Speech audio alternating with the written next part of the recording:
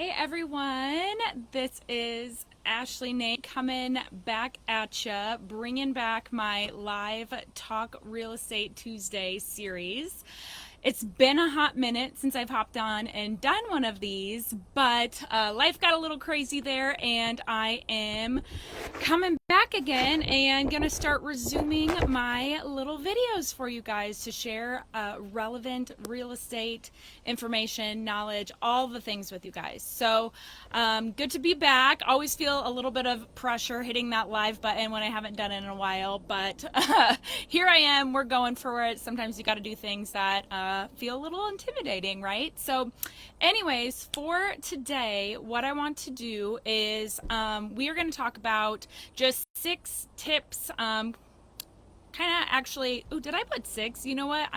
Well, it's still 6. So 6 tips and or ish facts about buying a home if it is your first time. I'm passionate about this topic because I hate to know that there are people out there who automatically dismiss the idea of homeownership for themselves just simply based on largely a lack of knowledge or believing myths out there that have them believing that home ownership is out of reach when that might really not be the case. So that's what we're going to talk about. 6 overarching tips or kind of things to know for first-time homeowners or home buyers, I should say, soon to be homeowners. All right, so the first one is the first thing that you need to do if you're searching for buying a house, and this might seem kind of obvious, but you need 2 people to be in your back pocket. You need a realtor and you need a lender. Your lender is going to be the one that's going to look at your financials and tell you that golden number of what your budget is, and then from there your realtor of course is going to be the one that's going to look up properties for you and go and show you homes. So you need both of those people on your team when you are purchasing a house. Don't just phone up a realtor and say, hey, I want to look at houses. You got to chat with a lender first. A lot of realtors can refer you to a lender, myself included. So that way you know actually what your budget is, and you can start looking at properties that actually fit within that number and be ready to go if you find one that you're ready to pull the trigger on. Number 2 tip/fact is that you need to dispel the 20% down myth from your mind. It is a myth that you have to have 20% down to buy a home. It's probably the biggest myth that limits homeownership the most because it's so commonly believed. And like I said, a lot of people they don't even pursue homeownership because they automatically dispel that as an option for them because they assume that they can't. I can speak to myself in this statistic actually, because back when we were in our early 20s before we purchased a house, we were just looking for another rental, and it was my parents that were like, well, why don't you just buy it? It truly didn't even cross our minds. And so yeah, dispel that myth, start asking questions. And you know what, not only is it not 20% as a requirement, but also you want to know what the down payment minimums are. For conventional loan, it is a minimum of just 3%. For an FHA loan, it's a minimum of 3.5%. And get this, for a VA loan, if you're a veteran, minimum is 0% down, and don't mind the wind here. For USDA, now this would be in rural areas, USDA loans, that does include Indianola for those that live here around me. That is also 0% down. So not only is it not 20%, but some different types of loans you can get a mortgage with 0% down or around that 3% number. So stemming off of that one, number 3 is look into down payment assistance programs. There is a lot of different types of programs that kind of come and go, but the biggest one that I am always chirping about the most is called Iowa Finance Authority. And they have a few different options, but probably the most popular and the one that I am always talking to people about if they're worried about, well, I just don't know if I have the down payment money, is their program that will provide up to 5% of the purchase price. Now again, remember those minimums were 3% for conventional, some of them even lower, but up to 5% of that purchase price to cover your down payment and or your closing costs.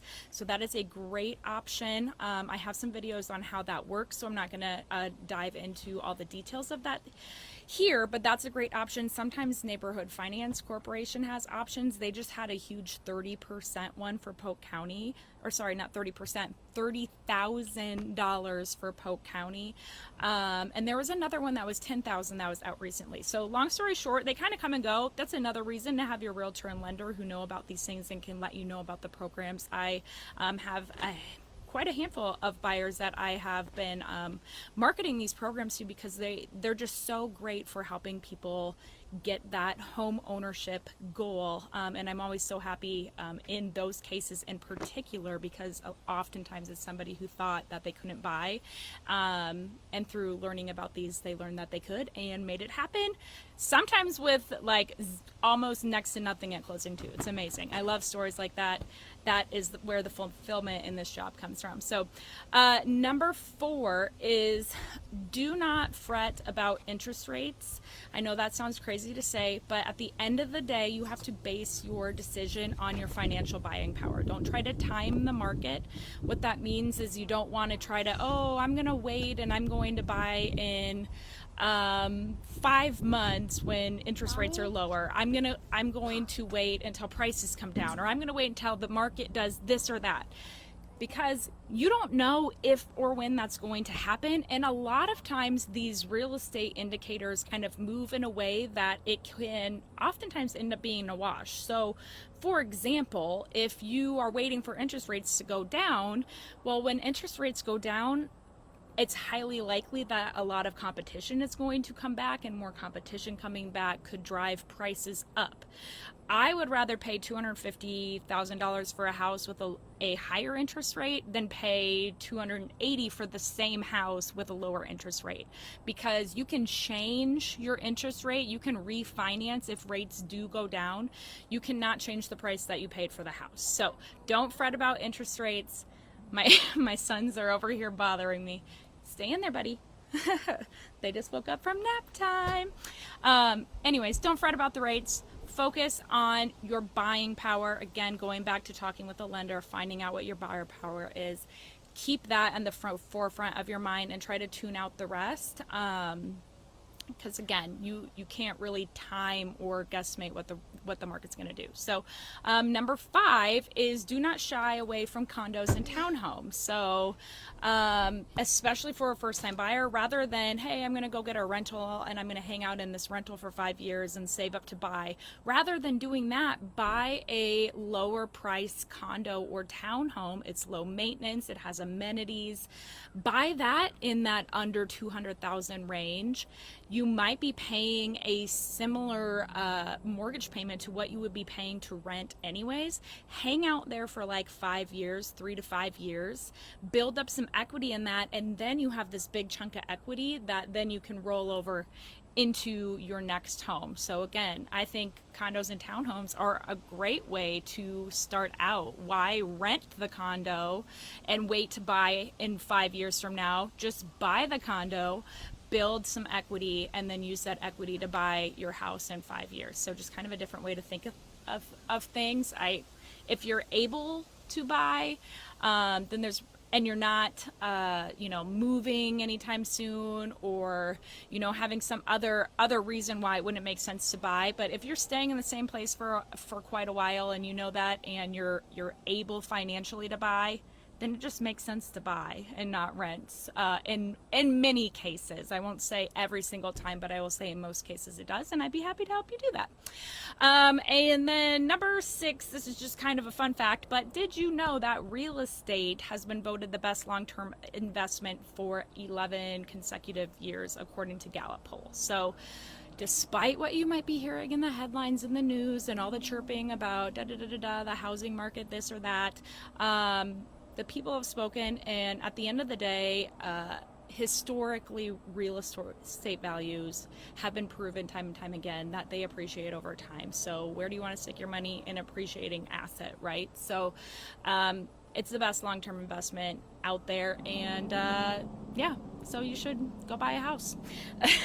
So anyways, you can tell I'm kind of out of practice hopping back into these lives again, just rambling at you, but I hope that you got some helpful information out of that, and I will be back again next Tuesday to continue on this series for the rest of the year. I'm saying it right now.